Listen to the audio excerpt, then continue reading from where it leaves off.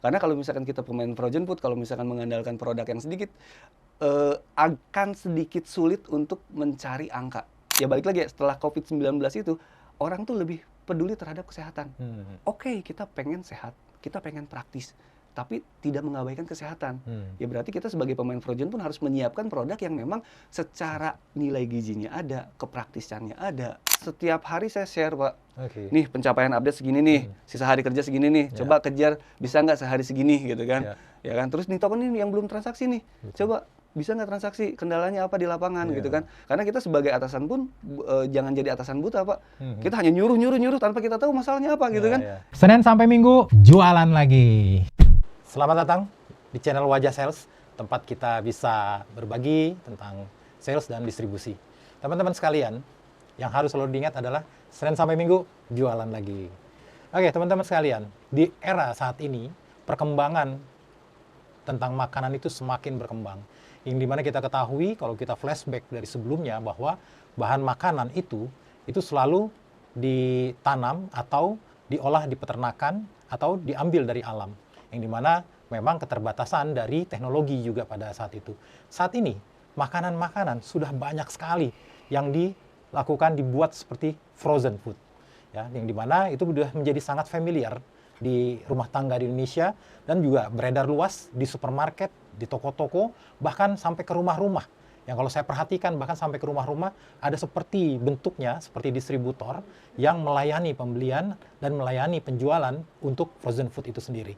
Nah, kalau kita pengen tahu lebih lanjut mengenai frozen food ini, kita sudah hadirkan para pelakunya, salah seorang pelakunya yang sangat ahli sekali mengenai distribusi dan tentang frozen food itu sendiri. Mari kita sambut Bang Haji. Aduh, Mas Haji. Gimana kabarnya, Mas Haji? Alhamdulillah baik, Pak. Sehat-sehat nih. Alhamdulillah sampai saat ini diberikan kesehatan sehingga kita bisa berkumpul, bertemu di acara ini. Iya. Oke. Kalau tapi ngomong-ngomong stay-nya nggak di Jakarta ya? Saya kebetulan pegang areanya tuh untuk produk frozen tuh per Juni ini tuh Jawa Barat plus Jawa Barat. Jabodetabek. Jawa Barat dan Jabodetabek. Tapi Jabodetabeknya khusus di channel GT. Oh, channel GT. Oke, Waduh, betul. kita udah bicara-bicara channel nih nanti nih ya. Tapi saya klarifikasi sedikit ya, Pak. Saya bukan ahli, tapi mencoba untuk memberikan masukan atau misalkan ya saya memberikan ilmu saya, siapa tahu bisa bermanfaat untuk halayak banyak. Betul. Gitu sih, Pak. Karena memang saya sering kali ketemu orang itu ilmu padinya luar biasa. Gitu. Amin. Pak. Mas Haji sendiri. Nah, jadi ke Jakarta itu bolak-balik atau stay atau ada secara periodik akan? Secara periodik sih, kadang saya tuh ke Jakarta tuh bisa sebulan tuh 2 kali, sebulan 3 kali, dalam satu kalinya tuh bisa 3 hari sampai 4 hari sih, Pak. 3 hari 4 Gitu. hari ya. Itu benar-benar full support ya, full power kalau untuk mengcover area besar itu ya. Wah, cukup, Pak. Cukup ya. Cukup. Kita pikirnya ya selagi masih muda ya udah kita coba aja. Waduh, Pak, gitu. masih muda. Jadi kalau bicara muda ini saya juga masih merasa muda gitu.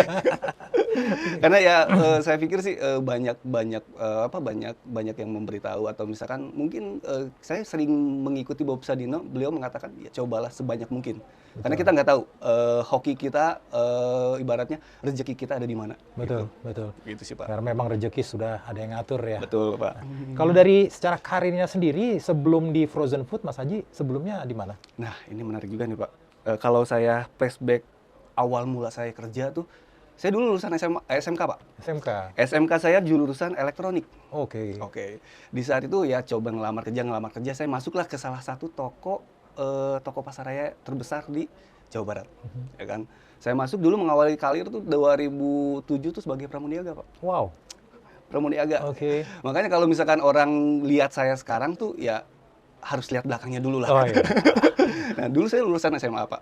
SMK ya? Ya, SMK ya kan. Nah, terus di masa itu di mana tuntutan ya namanya kita pengen berkembang ya, Pak. Saya bertahan di pasaraya itu kurang lebih sekitar 3,5 tahun, Pak. 3,5 tahun. Dari sana tuh saya mulai memutuskan karena ada tuntutan ya pengen merit, Pak. Ya, bukan berarti rezekinya saya tidak menghargai rezeki, tapi justru saya pengen menjemput rezeki yang lebih baik, Pak. Amin. Dikenalkan lah 2010 saya dikenalkan dengan dunia distribusi, Pak. Oke. Gitu. Jadi kalau misalkan Bapak tanya ke saya berapa lama, saya udah main di dunia distribusi itu sekitar mungkin 16 tahun, Pak. 16 tahun ya. Sebentar, Pak. Sebentar Dibanding lah, Bapak. 16 tahun. Dibanding Bapak. Kalau main banding-bandingan susah nih. Susah ya? Karena nanti banding-bandingan umur, Oh, iya, banding-bandingkan, banding-bandingkan kenakalan, repot nanti ya. Enggak. Nah, Oke. kalau bicara ya 2010 saya dikenalkan di dunia distribusi, saya masuk ke distributor, Pak. Dulu awal karir saya sebagai merchandising. Oke. Itu di daerah mana? Bandung. Oh, di Bandung. Bandung setelah 1 tahun 2 tahun saya dapat promote menjadi tim leader masih di Bandung, terus saya di challenge untuk beresin area Kerawang waktu itu tuh. Ya alhamdulillah dalam waktu kurang lebih 3 bulan saya udah beresin Kerawang, cuman karena 1 2 3 permasalahan saya memutuskan untuk resign. Resign lah, saya pindah ke perusahaan. Ya kalau misalnya dibilang kutu loncat bukan ya, tapi lebih ke ya kita mencoba experience baru, Pak. Betul. Gitu kan. Kita mencoba ya balik lagi kita mencoba menggali potensi kita bisa hadir untuk sebagai apa nih jadi salesnya gitu kan. Nah, yang saya rasa bukan puncak karir sih. Saya ngerasakan perubahan tuh ketika saya masuk di salah satu company. Di sini saya cukup lama, Pak. Di company yang sebelumnya tuh nyampe dengan 7 tahun. 7 tahun. Saya bermula dari merchandising sampai terakhir tuh saya kayak area sales promotion head atau kepala cabang. Nah, dari situlah dilempar-lempar, biasalah namanya FMCG, nggak mungkin ada yang stay gitu kan. Saya dari Bandung dilempar ke Subang, lempar ke Cirebon, lempar ke Bogor. Dan pada akhirnya setelah itu saya sambil kuliah, Pak. Pokoknya dimulai masuk ke tahun 2019 saya mulai kuliah, Pak. Saya mulai kuliah, kuliahnya di 2014, cuman ya banyak cuti lah. Yang namanya kerja ya. Kerja, pindah. Uangnya juga, Pak, ya kan pergeseran uangnya gitu kan, pengaturannya. Nah, alhamdulillah di tahun 2021 saya menyelesaikan kuliah saya di Cirebon, Pak. Gitu. Nah, setelah saya selesai kuliah di Cirebon, ada tawaran nih, ya kan. Baru tuh 2021 saya nyemplung nih di dunia Frozen gitu. 2021-nya. 2021. Jadi kurang lebih di dunia Frozen tuh saya baru 5 tahun sih, 5 Pak. tahun ya. 5 tahun. Saya nyemplung di dunia Frozen. Waktu itu saya kebetulan masuk ke industri es krim, ya. Di industri es krim itu saya 1,5 tahun, Pak. 1,5 tahun di sana, dan ya terakhir saya nyemplung lagi di dunia Frozen lagi, pindah gitu. Sampai sekarang ya qadarullah masih di sini, masih, Pak. Nah, kalau dilihat dari rentang karirnya ya, dari sekolah sebagai pemicu tawuran, ya kan? Karena kalau SMK kan begitu ya. Iya, STM, Pak ya. Kemudian juga dia jadi wiraniaga, kemudian jadi tim leader, akhirnya masuk ke distribusi, akhirnya masuk ke Frozen. Itu merupakan rentang waktu dan juga pembelajaran yang luar biasa ya. Kalau dilihat di situ, dan pasti akan banyak merubah mindset-nya di situ. Betul, Pak. Nah, kalau dari Mas Haji sendiri masuk ke dunia distribusi, itu memang karena emang kecemplung atau emang mau cita-cita? Dicemplungin, Pak. Dicemplungin. Karena ya balik lagi 2010 tuh ya saya mulai mendapatkan pasangan yang serius. Jadi sebelumnya banyak yang nggak serius gitu. Bisa dikatakan. Nggak, 2010 ya ada ya yang sekarang menjadi istri saya, jadi pendamping saya sampai dengan sekarang. Mengajukan lah, yuk kita ke jenjang yang lebih serius. Dulu ya balik lagi, dulu gaji di Pasaraya dibilang besar nggak, dibilang cukup untuk hidup cukup. Tapi kalau untuk saya untuk hidup berdua mungkin saya harus berpikir ulang nih, Pak. Nah, dicemplungin lah sama istri. Nih, cobain nih ke sini gitu kan. Awalnya saya ya nggak begitu tahu, cuman pas lihat berapa nih duitnya? Oh ya udahlah, ya, coba gitu. Alhasil saya masuk ya sampai sekarang, Pak. Ya itu karena dicemplungin itu, Pak.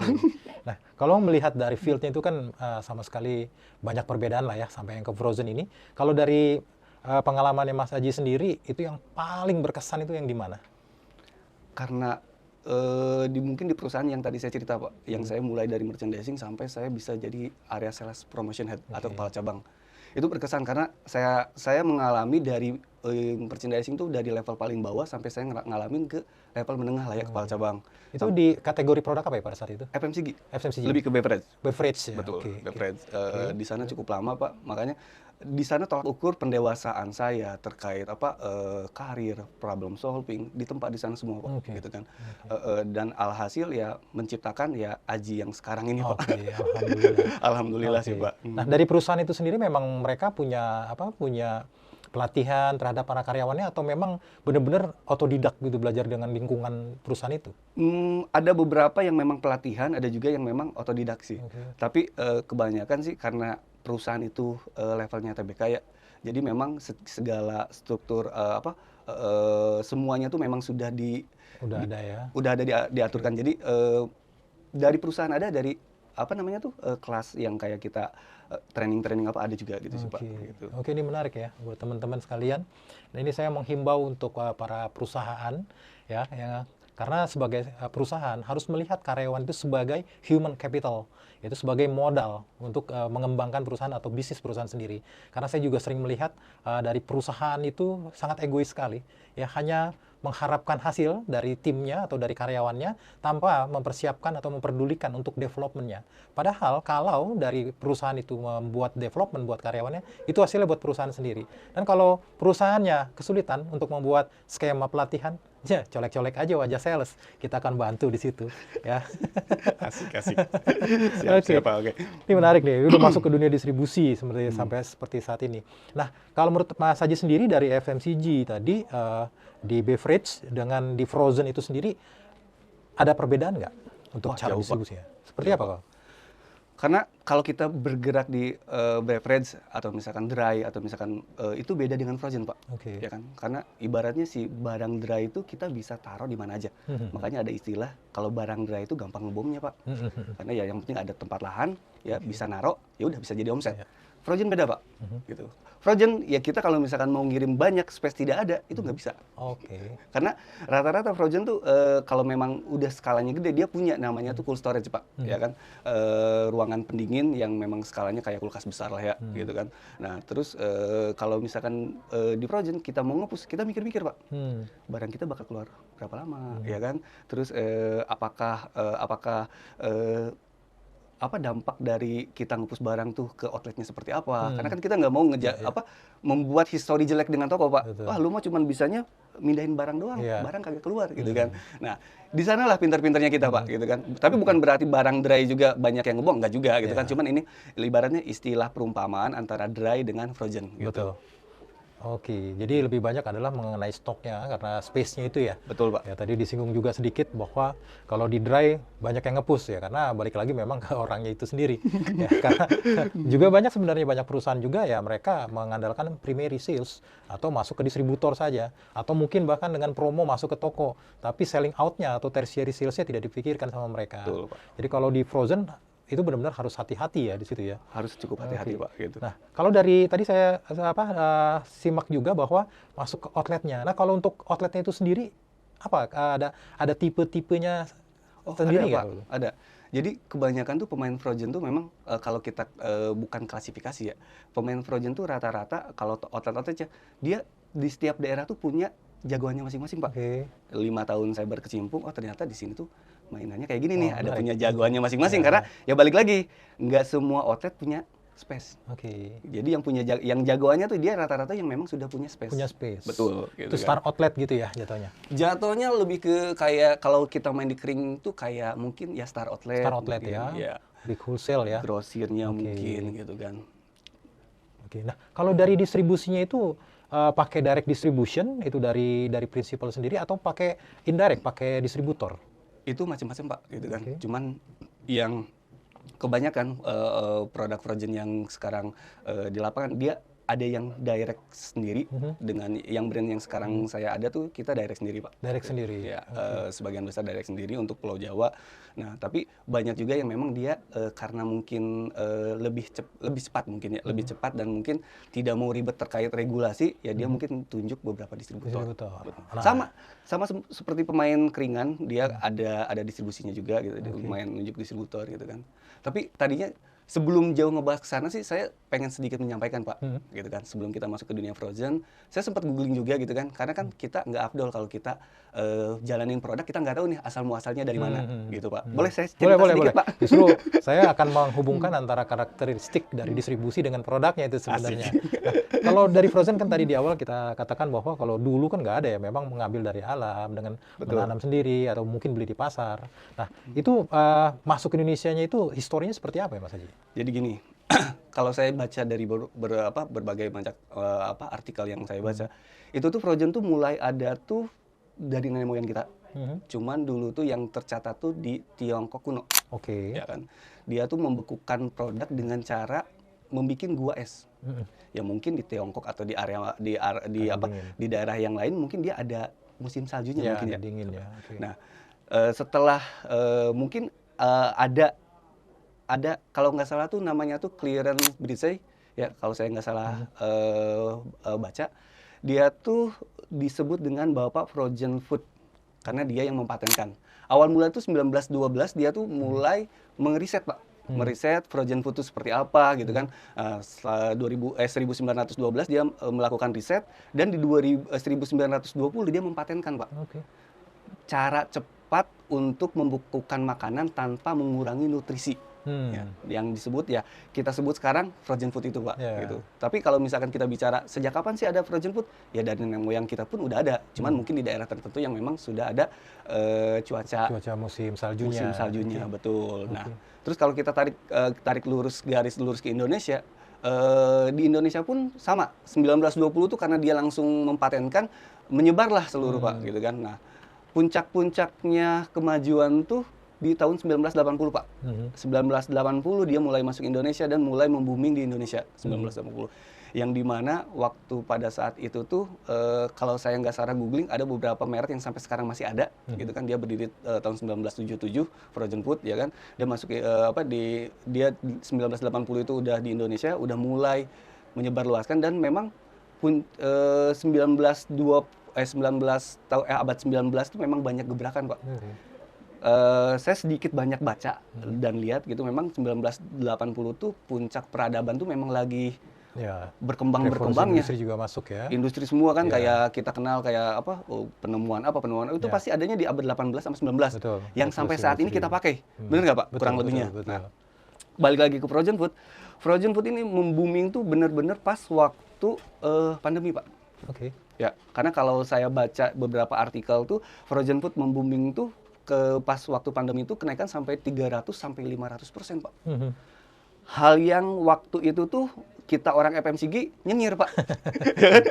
Mungkin Bapak juga dulu pernah mengalami lah ya gitu kan. Kita sama-sama mengalami Pak di saat pandemi itu kan kita jualan tuh waduh susahnya minta ampun. Betul. Ya kan. Kecuali ya produk-produk tertentu yang memang dia untuk menjaga kesehatan terus daya tahan tubuh dia meningkat drastis gitu kan. Oke. Jadi sebenarnya sudah lama ya dari tahun 1920 ya, 1920 sebenarnya dari frozen itu. Cuma masuk ke Indonesia boomingnya di 1980. Betul, Pak. Sampai ke sini dan semakin naik lagi ketika COVID itu ya, betul, mulai masuk di situ. Oke. Itu memang sejarahnya luar biasa ya karena COVID itu di Indonesia itu sebenarnya banyak pembelajaran. Saya personally juga banyak belajar di situ. Karena benar-benar situasinya itu membuat kita memeras otak bagaimana kita bisa survive dengan kondisi. Betul, Pak. Ya. Dan tapi memang kalau dilihat COVID itu malah memperlihatkan bahwa ya kekuatan distribusi itu sangat penting, tapi dengan cara yang berbeda. Betul, makanya Pak. kemudian keluarlah yang e-commerce atau dari online itu sendiri. Betul, ya. Pak. Nah, kalau di frozen food itu sendiri untuk online-nya juga ini nggak ada pengaruh nggak?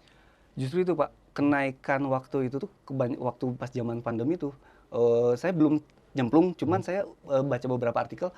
Kenaikan terbesarnya itu di online Pak. Di online. Karena kan pengaruh waktu itu kalau saya boleh sebut brand kayak TikTok, kayak IG, orang kan mager ya Pak, gitu kan. Ya selain mager memang pemerintah menerapkan untuk social distancing lah, ya kan, jaga jarak dan lain-lain lah. Jadi kan orang pasti kebanyakan interaksi itu dengan handphone ketimbang sama temen gitu kan. Nah, dari sanalah mulai gitu kan ya. Mungkin kalau Bapak tahu ada beberapa brand yang dia tuh meledak tuh ketika memang adanya pandemi ini Pak. Betul. Dia diuntungkan. Dia diuntungkan gitu kan. Dia diuntungkan ketika ada pandemi ini sehingga brandnya bisa meledak dan sampai sekarang cukup booming Pak gitu kan. Nah, ya itu balik lagi kalau kita melihat dari segi wabah ini ya sebenarnya ada dua peluang sih Pak. Betul. Antara kita memang mau survive, ya tadi Bapak bilang kita benar-benar survive ya kan waktu pandemi itu ya ketika ya kita survive gimana caranya berjualan ya kan dan mungkin beberapa brand tuh yang dia kena hokinya lah kalau menurut saya Ya. Karena yang tadinya produk yang tidak dicari tiba-tiba Langsung habis, ya kan. dikenal. Masker aja kalau normal tuh 25.000. Saya Ya. ngalamin Pak, beli masker 250.000 Pak. Iya. Ya kan? Saya ngalamin juga beli hand sanitizer sampai liter-literan itu. Nah itu Pak, makanya itu kan mungkin sebelum adanya pandemi orang tidak begitu tidak begitu peduli begitu, apa ya iya. dengan itu. Tapi ketika ada pandemi ya itu balik lagi itu menjadi peluang gitu kan. Salah satunya di dunia frozen ini pun ya kalau misalkan kita tarik ke belakang lagi Pak, sebelum pandemi itu pemain frozen boleh banyak, cuma tidak sebanyak sekarang Pak. Betul. Gitu kan. Bahkan setelah pandemi itu banyak perusahaan-perusahaan besar yang memang dia secara permodalannya kuat dan emang berani, dia ngeluarin frozen food sendiri Pak. Betul. Gitu kan. Ada beberapa merek yang memang dia sudah ada di barang keringannya, mungkin sekarang dia bikin frozennya. Dia cuma es krim sekarang bikin frozennya. Makanya kalau kita bicara frozen tuh, waduh Pak. Ibaratnya kalau saya perumpamaan ya, gelasnya segini, mangkoknya segini, wah pemainnya udah tambah banyak. Banyak ya. Berarti ya balik lagi pintar-pintar kita develop produk, pintar-pintar kita distribusi, pintar-pintar kita ibaratnya jaga relasi. Karena di dunia frozen tuh relasi hubungan baik dengan outlet tuh terutama yang GT itu sangat-sangat penting Pak. Penting ya. Betul. Oke, ini saya tertarik ya, menarik sekali tadi yang kita bicarakan mengenai perubahan ya, perubahan mengenai produk itu sendiri. Yang dimana jika kita tidak cermati kondisi ya, kondisi di masyarakat, kondisi perekonomian, kondisi pokoknya segala hal, dan kita stuck dengan kondisi yang ada, dan kita kepo atau ikut-ikutan. Ini kan kalau di Indonesia banyak nih buat teman-teman pemain produk ya. Tadi Mas Haji cerita mengenai masker ya, karena saya juga pernah bekerja di suatu perusahaan, ikut-ikutan bikin masker. Ya alhamdulillah, COVID-nya udah selesai, sampai hari ini stoknya masih ada. Jadi hati-hati ya. Yang paling penting adalah bagaimana kita bisa mencermati dan membuat strategi dengan mengadopsi tadi. Dan yang paling penting, jika ingin berhasil, perusahaan harus benar-benar bekerja sama atau merekrut orang-orang yang paham di bidangnya. Seperti Mas Aji ini sendiri nih. Ya. Saya jadi malu Pak digituin Pak. Nggak usah malu-malu. Karena kenapa? Banyak sekali. Karena gini, kalau dari tadi ngobrolnya tadi kan saya lihat Mas Haji ini paham ya, ngelihat secara distribusinya. Karena saya sering ketemu orang, dia brandingnya aja bagus gitu loh. Karena memang bicara tentang komunikasi dan lain-lain. Tapi mengenai knowledge-nya, ya belum tentu juga gitu loh. Nah ini yang makanya harus ada message yang harus disampaikan juga. Nah kita sekarang ngelihat ke distribusi tadi nih. Dari produknya tadi, masuk ke Indonesianya, kemudian distribusi. Nah saya mau balik lagi nih. Di frozen itu sendiri sekarang pemainnya banyak nih. Karena saya juga pernah konsultan di satu perusahaan, itu mereka dulu itu antara demand sama supply, itu tinggian dari demand-nya. Tapi mulai 2015 sampai sekarang itu udah persaingan luar biasa. Nah mungkin mirip-mirip dengan frozen ini. Betul Pak. Seperti itu. Nah untuk mencermati itu, untuk bisa bersaing, kalau menurut Mas Aji nih, kalau untuk frozen food, apa yang harus dilakukan supaya bisa bersaing dengan produk-produk sejenis? Balik lagi ya, kalau misalkan kita bicara cara bersaing gitu kan, ya ibaratnya gini Pak, saya suka menganalogikan gini, kalau kita kalah dengan kalau kita kalah dengan brand, ya kita harus cari cara yang lain. Mungkin brandnya dia terkenal nih, brandnya dia ibaratnya udah berapa tahun ya kita cari lain. Misalkan ya promo kita lebih dalam. Ya mau nggak mau, suka nggak suka, memang kita harus dijalankan Pak, untuk produk kita bisa lebih terkenal. Terus kedua ya mau nggak mau dari segi develop produk pun kita harus masif juga Pak. Gitu kan. Karena kalau misalkan kita pemain frozen food, kalau misalkan mengandalkan produk yang sedikit, akan sedikit sulit untuk mencari angka, dan akan begitu sulit karena kalau kita bicara modern trade atau GT tradisional, itu pemain frozen itu udah banyak Pak. Ketika kita cuma muncul dengan 1 item, 2 item, 3 item, ya kita udah ketutup sama item yang lain gitu kan. Gitu. Mau nggak mau, suka nggak suka, memang itu harus dijalankan Pak, gitu kan. Develop produk ya kan. Terus promo juga, ya kan. Terus branding juga, branding pastilah branding secara produknya, terus branding kita secara fisiknya gitu kan. Karena mau nggak mau memang branding secara produk ya, kalau sekarang kan eranya digital ya Pak. Harus gencar juga, kayak kita cari KOL untuk iklannya gitu kan. Terus harus gencar juga, kalau karena saya di sales, ya kita gencar membranding toko Pak. Gitu kan. Walaupun ya memang semuanya melakukan hal yang itu, ya kita mau nggak mau harus nyemplung di sana Pak. Gitu kan. Terus pembedanya sendiri ya kita harus berani tampil beda sih Pak. Gitu kan. Karena tampil beda itu bisa menjadi tolak ukur atau titik balik untuk suatu produk. Misalkan nih, produk yang lain misalkan kandungan ayamnya cuma sekian, kita bisa nggak lebih tinggi, ya kan? Terus orang lain nggak punya kandungan ini, kita bisa nggak ada kandungan ininya? Karena setelah COVID-19 itu, orang tuh lebih peduli terhadap kesehatan. Oke, kita pengen sehat, kita pengen praktis, tapi tidak mengabaikan kesehatan. Ya berarti kita sebagai pemain frozen pun harus menyiapkan produk yang memang secara nilai gizinya ada, kepraktisannya ada. Yang dibutuhkan di situ ya. Betul, Pak. Ya mau nggak mau kita harus ngulik, harus cari peluang di sana gitu, Pak.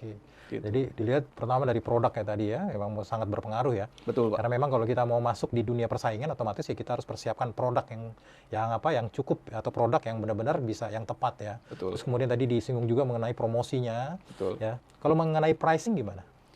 Nah itu balik lagi Pak, mengenai pricing karena si nugget, kalau kita bicara nugget frozen food tuh dia ternyata terbagi menjadi beberapa layer Pak. Ada yang middle low, ada yang middle up, dan ada juga yang kelasnya premium. Nah, gitu kan.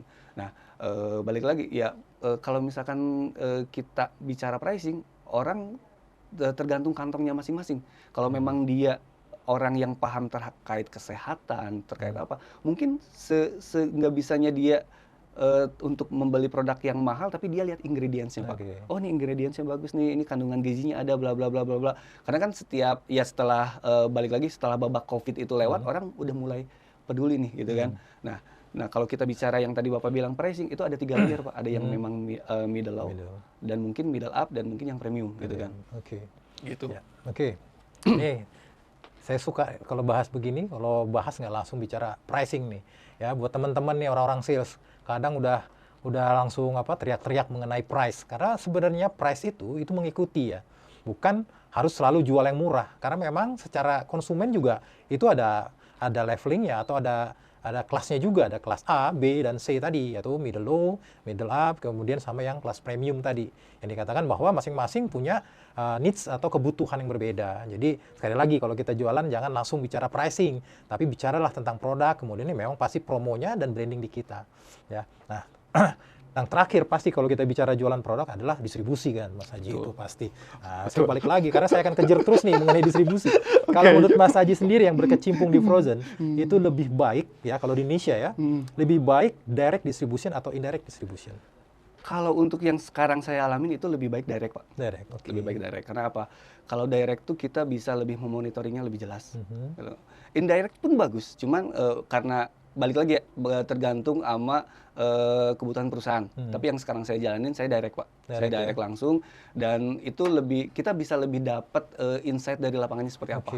Gitu. Terus kalau kita bicara produk frozen itu kan sebenarnya kita ada klasifikasinya Pak. Produk frozen itu kalau kita klasifikasikan ada tiga kelas, ya kan? Ada yang dia memang soft frozen, ada yang dia memang deep frozen juga, ada yang memang dia kalau saya salah baca ya Pak. Jadi dia tuh ada produk yang memang dia hanya memerlukan suhu tuh di antara 1 sampai 4%. 1 sampai minus 4 derajat, ya kan? Itu biasanya tuh produk chill, ya kan? Terus ada namanya produk soft frozen. Produk soft frozen itu biasa di kisaran 5 sampai dengan 10 atau 12 derajat minus, ya kan? Itu biasanya yang mainnya tuh barang-barang ice cream, barang-barang yang memang udah jadi dan dia tinggal menghangatkan gitu kan. Dan yang terakhir adalah produk deep frozen. Nah, jadi tiga kelas itu Pak, ada chill, ada soft, ada deep gitu kan. Deep frozen ya, dibaginya dari mana? Dari kelas suhunya itu Pak, gitu kan. Nah, yang kita main sekarang itu lebih di frozennya, gitu. Jadi karena fasilitas yang dibutuhkan tadi, makanya lebih condong adalah direct ya.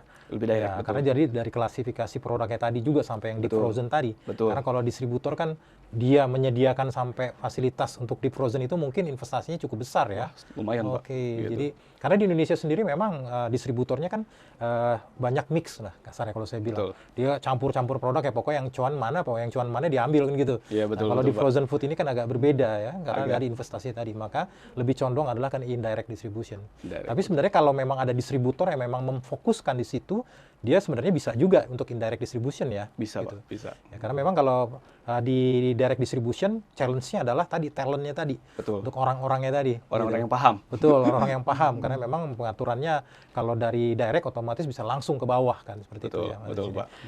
Nah, sekarang kondisi ini yang cukup menarik Mas Haji, yang dimana dikatakan bahwa itu udah sampai ke rumah tangga tuh, menyediakan ibu-ibunya buat bekal sekolah anaknya. Betul. Nah, sekarang kan ada MBG nih. Betul, Ada Pak. Mas Bahlil ganteng. Oke. Yang dimana Terngiang-ngiang ya, sepertinya. yang dimana sekarang kan dari sekolah itu menyediakan makanan sehingga ibu-ibu itu tidak banyak yang sudah tidak menyiapkan bekal atau buat anaknya ke sekolah. Dan untuk di MBG mereka kan tidak boleh tidak boleh pakai frozen. Betul, Kan Pak. seperti itu. Itu ada pengaruhnya nggak di penjualan sendiri? Mau nggak mau, suka nggak suka, ada pengaruhnya, Ada Pak. pengaruh ya? Ada pengaruhnya. Karena biasanya ibu-ibu yang dia senang, ya ibaratnya sajian praktis untuk bekal dan lain-lain, mungkin dengan adanya MBG, udahlah nggak usah bekal, udah dapat MBG gitu kan. Iya, iya. Mau nggak mau, suka nggak suka ya tetap. Cuman ya balik lagi, gimana cara kita bisa memanage hal tersebut, Pak, gitu kan. Artinya apa? Ya mungkin masih semuanya punya peluang, Pak. Semuanya punya peluang. Ketika memang kita dihadapkan dengan MBG ini, kita masih punya peluang di mana masih banyak kok ibu-ibu yang memang masih mau mengandalkan frozen food ini. Gitu sih, Pak. Kalau saya lihat sih memang tantangan, tapi sejauh ini memang balik lagi gimana cara kita untuk distribusi produk, pengadaan produk, promo juga. Karena walaupun ada MBG, kalau misalkan kita di lapangan bisa gencar dan bisa ibaratnya meraih pasar lah, Pak. Gitu kan. Ya kita bisa nyentuh ke pasar, ya ibu-ibu pun tetap nyetok. Gitu ya. Karena mungkin MBG itu untuk di sekolah, tapi untuk di rumah tetap ya. tetap ya gitu, Pak. Dan balik ke pasal 1 sebenarnya. Ya, kalau kita mau survive, kita harus pintar untuk beradaptasi kan gitu. Betul, Jadi Pak. benar-benar market itu kan tergantung bagaimana kita bisa meng-approach-nya ya. Betul. Gitu ya. Nah, kemudian tadi Mas Haji katakan bahwa sebenarnya masih tetap survive karena kenapa ya? Tadi ibu-ibu juga sebenarnya masih menyiapkan makanan di rumah buat di rumah ya, walaupun udah ada MBG dan lain-lain. Sehingga bisa kita kaitkan adalah dengan memperlebar dari distribusinya tadi. Nah, kalau dari sasarannya sendiri untuk penjualannya memang hanya ke outlet saja atau ada diversifikasi lain untuk sampai ke customer lebih ke bawah lagi? Kalau untuk sekarang sih lebih kebanyakan kita memang ke outlet, Pak. Yang outlet yang dimana outlet itu ya muaranya tetap nanti di di konsumen. Ya kan, endingnya di konsumen. Kita belum begitu banyak belum begitu banyak gali lagi, Pak, gitu kan, terkait kalau tadi Bapak tanyakan untuk distribusinya itu kemana dan seperti apa. Ya kita masih menjalankan rule yang sama, cuman memang lebih deepnya tuh ya gimana caranya, karena kan brand yang saya bawa sekarang tuh brand baru, Pak. Gimana caranya brand ini bisa menonjol di tengah, dikenal dulu lah betul, ya. di tengah yang satu udah 30 tahun, satu 20 tahun, yang satunya lagi terkenal dengan brandnya gitu kan. Wah, ini tantangan yang cukup sangat menarik, Pak, gitu kan. Nah, kalau kita mau bicara tentang persaingan tadi yang Mas Haji sampaikan, itu kan otomatis butuh tim nih, support dari tim. Betul, Pak. Betul ya. Nah, kalau menurut Mas Haji sendiri, peran dari tim sales di bawah ini apa yang paling penting yang sehingga mereka bisa fight, bisa bersaing di bawah? Yang paling penting dari sales itu modal sales, mau kerja di manapun, hubungan baik, Pak. Ya, mau dia mau pegang barang kering, barang apapun, hubungan baik. Karena yang saya alamin, yang saya rasakan, dan saya pernah mencoba mendapatkan experience itu ya hubungan baik, Pak. Relationship. Ya. Saya pernah ada cerita, Pak, sedikit cerita lagi nih, Pak. Saya pernah ada cerita dulu waktu saya yang di company yang 7 tahun ini, Pak. Ada satu toko yang dimana dia tuh ketika dulu waktu dia toko itu tuh sudah didatangin. Dulu saya masih merchandising, Pak. Datangin sama supervisor mental, datangin sama atasannya mental, pokoknya semuanya mental. Gitu kan. Ya, namanya kita orang lapangan ya, Pak. Kan kita ngobrol sana, ngobrol sini, ketemu orang sini, orang sana, ya. Ngeklop lah, ketemu sama satu orang gitu kan, yang sampai sekarang dia masih menganggap saya sebagai adiknya lah, gitu kan. Nah, saya tanya, "Bang, ini toko ini gimana?" Ya, tahu nggak, Bang? "Oh, tahu. Lu belum masuk sana?" "Belum, Bang," gitu kan. "Ya udah, lu cobain. Lu datang ke sana bawa nama gua," gitu kan. Oke. Nah, saya pun dengan polosnya saya dulu waktu itu, ya udahlah, saya bawa barang sampel, saya datang ke tokonya. "Pak, saya mau nawarin produk." Saya nggak dulu bilang bahwa saya disuruh sama siapa gitu kan. "Nih, Pak, saya ini bawa produk nih, Pak," gitu kan. Oh, dia langsung menolak. "Wah, nggak laku. Wah, nggak. Produknya ibaratnya banyak di pasar juga." "Oh, enggak," gitu kan. Ya udahlah. "Ya udah, Pak, ini kan saya tanggung saya bawa sampel nih buat Bapak nih. Saya kasih nih buat Bapak ya." Tapi dia menolak. "Ya udah, taruh aja tuh di chiller." Saya taruh, karena kan produk saya beverage. Taruhlah di chiller udah. Terus pas di endingnya saya menanyakan ke beliau, Pak, maaf sebelumnya saya kesini tuh saya di referensi dari toko tersebut gitu kan. Iya. Nah, oh ya udah gitu kan. Oh ya udah, saya dengan polosnya saya, oh ya udahlah nggak dapat orderan gitu kan. Nah, baliklah saya tuh ke kantor. Perjalanan balik ke kantor baru 5 menit dia telepon. Balik lagi sini gitu kan. Wah, katanya apa nih gitu kan. Nah, terus saya pas balik lagi ke sini dia langsung bilang, "Udah, diskonnya berapa?" Gitu. Ya udah, dapatlah orderan. Saya dengan happy-nya bawa ke kantor, saya dapat orderan. Jadi kalau Bapak bilang cara manage tim, sebenarnya balik lagi. Gimana kita selalu berprasangka baik terhadap keadaan. Gimana kita cara untuk berhubungan baik dengan sesama, dengan toko, dengan apa. Karena kita nggak tahu rezeki kita di mana. Betul. Gitu kan? Iya. Kalau saya simpulkan ya hokinya saya sih ibaratnya ya yang level ono kagak tembus, giliran saya cuma MD bisa tembus gitu kan. Berarti hokinya ada di saya nih gitu kan. Ini menarik sebenarnya. Ya kalau hoki ya kita tergantung dari kepercayaan masing-masing. Oke. Gimana juga buat teman-teman sekalian, ini menarik ceritanya. Karena kenapa? Kalau kita dalam berjualan produk, itu ada 3 branding yang harus kita lakukan.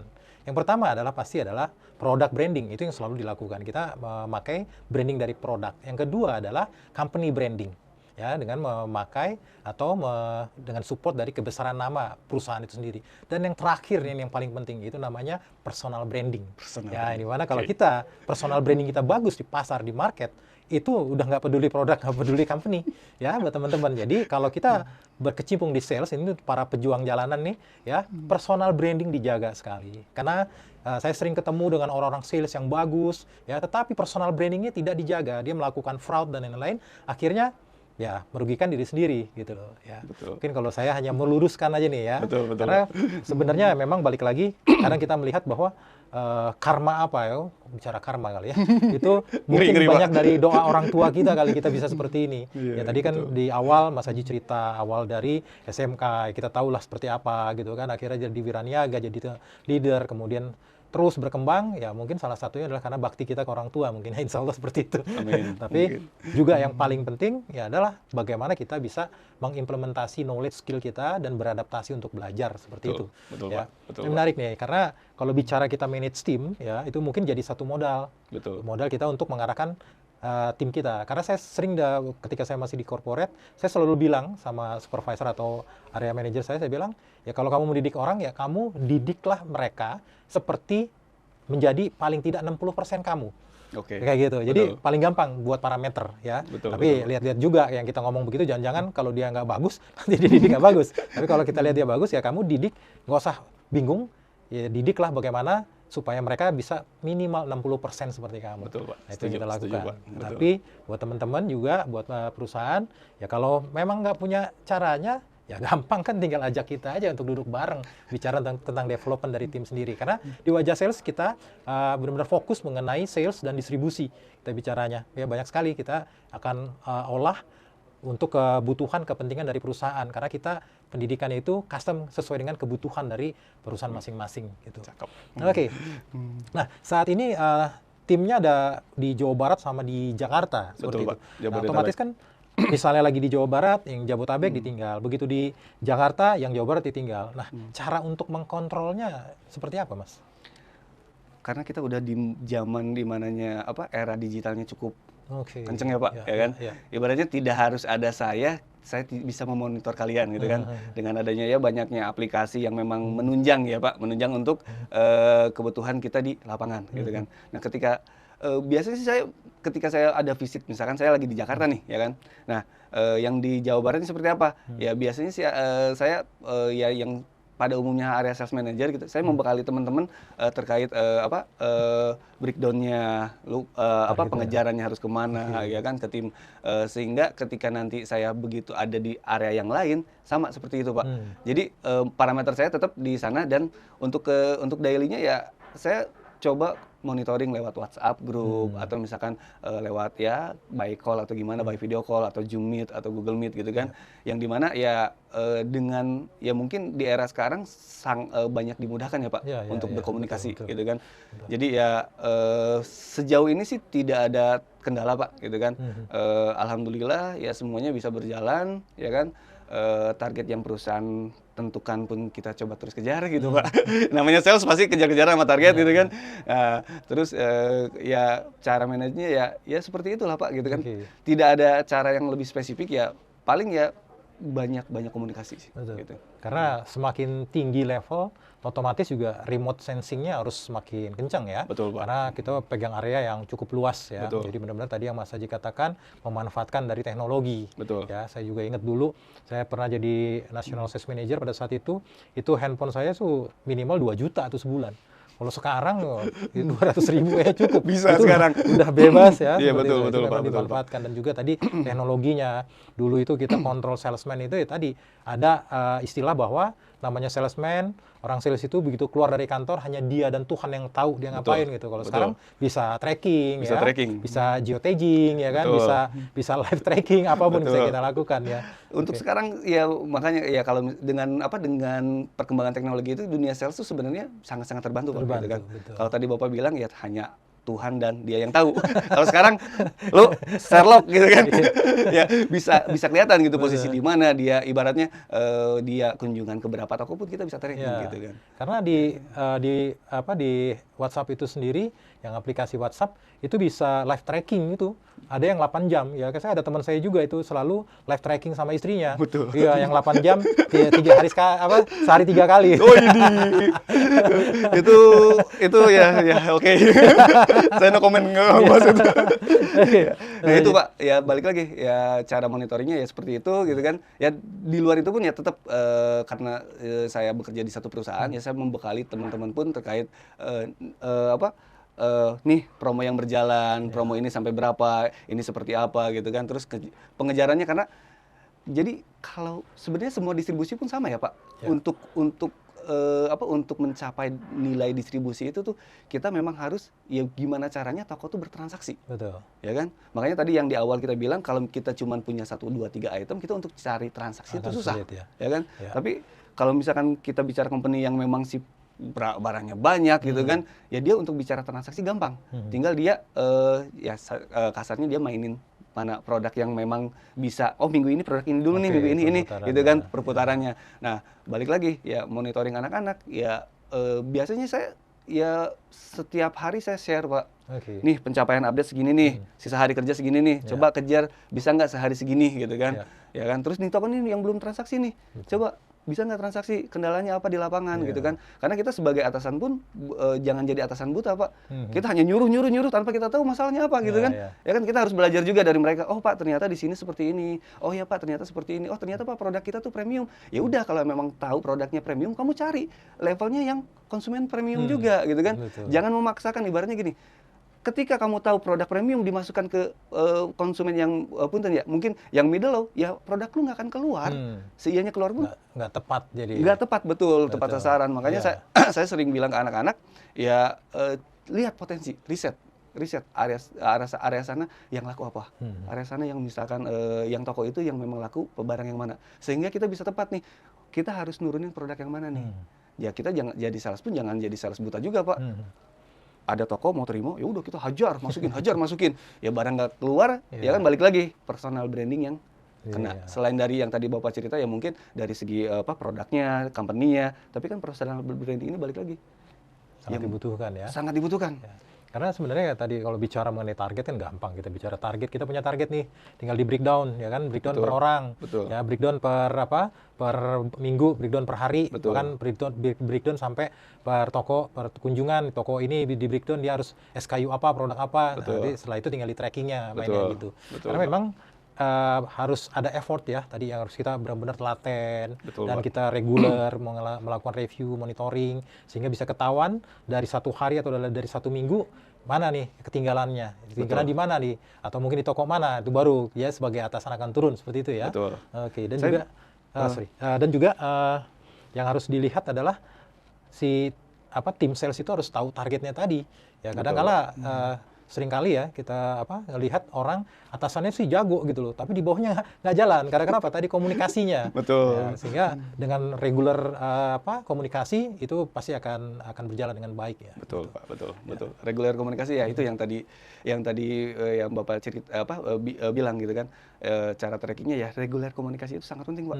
Gitu kan. Entah itu misalkan brief pagi gitu Ya, kan. morning Ya, briefingnya. morning brief. Walaupun misalkan saya lagi di mana? Lagi di Jakarta nih, ya kan. Saya coba nih. Coba dong sales, join nih linknya gitu kan. Sesimpel itu sih. Ya. Coba saya coba mendengarkan keluh kesah ya kan teman-teman, misalkan oh kendalanya apa nih ya kan. Terus kira-kira nih yang bisa saya dapat dari teman-teman, insight-nya saya bawa ke perusahaan apa nih? Kurang apa nih gitu kan? Promonya kah? Produknya kah? Teman-teman butuh apa sih di lapangan gitu kan? Ya mau nggak mau, suka nggak suka ya kita sebagai atasan harus menjembatani itu, Pak. Ya. Gitu kan. Ya jangan sampai ya kita jadi atasan tuh atasan buta yang hanya bisa nuntut tanpa bisa memberikan support ke mereka. Kasihan juga gitu kan. Ya. Gitu ibaratnya. Oke. Nah, dari pengalamannya Mas Haji sendiri menghadapi tim ini, ada nggak suatu kasus atau suatu kejadian yang sangat berkesan atau mungkin membekas sampai saat ini? Kalau terkait itu mungkin saya pernah ada satu pengalaman tuh menghandle tim. Jadi nih buat para pelaku yang sering event ya kan. Saya pernah ada satu kejadian yang dimana yang mungkin cukup tidak mengenakan, gitu kan. Sesimpel barang hadiah, gitu kan. Ya, sesimpel barang hadiah. Ketika itu waktu itu tuh dia membawa barang hadiah, yang disuruhnya tuh orang yang satunya lagi. Ketika orang satunya lagi dia tidak menyampaikan hal tersebut ke outletnya, sehingga ada miskomunikasi dan kita dituduh bahwa melakukan kecurangan, ya kan? Ya alhasil orang yang bersangkutan kita coba panggil, kita coba cari klarifikasi. Itu cukup membekas sampai dengan sekarang, gitu kan. Bahkan ketika ketemu sama tokonya pun saya meminta maaf ke beliau, gitu kan, karena miskomunikasi itu menjadi kegaduhan senasional, senasional di Jawa Barat sih. Karena udah bicara reputasi kan. Reputasi gitu, jangan sampai gara-gara masalah kecil kok kita yang kena gitu kan, gitu sih. Karena selalu kan prinsipnya adalah tidak ada prajurit yang salah. Yang salah tuh jenderal ya kan gitu. Ya, tapi beda kalau sekarang. Kalau sekarang jenderal yang salah malah nyalahin prajurit. Nyalahin prajuritnya. Betul, Pak. Oke, Mas Haji, ini kita bincang-bincangnya sangat menarik sekali nih Mas Haji. Ada pesan nggak buat teman-teman yang bermain di distribusi atau mungkin spesifik di frozen food? Kalau pesan-pesan sih lebih ke kondisi sekarang ya sampai dengan titik saat ini tuh tidak baik-baik saja, Pak. Ya kan. Selalu berpositif terhadap apa yang terjadi, ya kan. Selalu berpositif terhadap apa yang terjadi. Ketika memang ada hal-hal yang mungkin membuat kita menjadi sedikit agak susah nih. Anggap itu sebagai ujian yang meningkatkan level kita. Karena dengan ujian itu saya yakin, saya percaya ketika kita bisa melewatinya, kita mendapatkan kenaikan levelnya. Karena itu memang Allah sendiri juga tidak akan memberikan cobaan kepada umatnya kecuali dia bisa atau mampu mengatasinya. Dan sehingga ketika dia berhasil mengatasinya, dia akan diangkat derajatnya lebih tinggi kan, seperti itu ya. Betul, Pak. Gitu. Oke, Mas Haji, ini luar biasa sekali. Nanti kapan-kapan kita bisa undang lagi, kita bicara yang lain lagi. Asik. Atau mungkin kita bicara di Bandung itu seperti apa. Siapa. Saya tunggu, Pak. Teman-teman sekalian, jadi kita sudah cukup banyak berbincang mengenai frozen food yang memang secara distribusi ada perbedaan, tetapi secara garis besarnya ada persamaannya untuk bicara distribusi. Dan satu yang saya kutip sekali lagi, personal branding buat teman-teman yang beraktivitas di sales. Ya. Dan ingat, Senin sampai Minggu jualan lagi. Thank you. Senin sampai Minggu jualan lagi.